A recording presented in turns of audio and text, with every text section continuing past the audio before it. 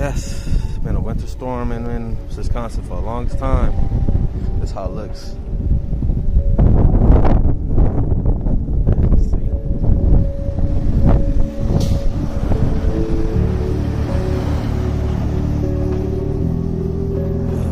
This ain't nothing new though. Wisconsin been no more than this, but